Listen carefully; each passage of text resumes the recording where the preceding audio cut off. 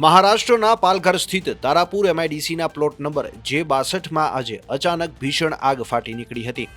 પ્રાથમિક વિગતો મુજબ પ્લાન્ટમાં જ્યારે એલડીઓ એટલે કે લાઇટ ડીઝલ ઓઇલ નામના ઈંધણ પર પ્રક્રિયા ચાલી રહી હતી તે દરમિયાન અચાનક આગ લાગી હતી। ઈંધણને કારણે આગે ઝડપથી વિકરાળ સ્વરૂપ ધારણ કર્યું હતું। સદનસીબે આ દુર્ઘટનામાં અત્યાર સુધી કોઈ જાનહાનિના સમાચાર પ્રાપ્ત થયા નથી। ફાયર ફાઇટરોની ટીમ ઘટના સ્થળે પહોંચી આગ પર કાબુ મેળવવાના પ્રયાસો હાથ ધર્યા છે। मुंबईથી Pravin मिश्राનો report.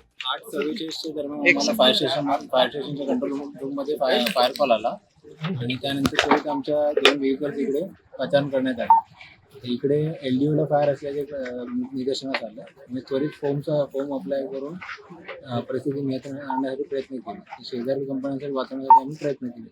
Maximum 3 fire vehicles आमच्या इकडे उपस्थित आहेत। त्या व्यतिरिक्त पालघर नगर परिषदची एक व्हेकल आणि BRC फायर सर्व्हिसचे एक व्हेकल इकडे उपलब्ध आहे। टोटल आमचे एक 10 ते 12 फायर टँकर भरून झाले असतील। कोणाला इंजुरी वगैरे इकडे अजून अद्यापपर्यंत काही माहिती नाही आहे। इंजुरी नसल्याचं कंपनी व्यवस्थापन सांगितलं। लो डिझेल ऑइल हे मटेरियल होतं, टँकरमध्ये होते हे मटेरियल। टँकर 3 दिसतात आहेत जागेवर।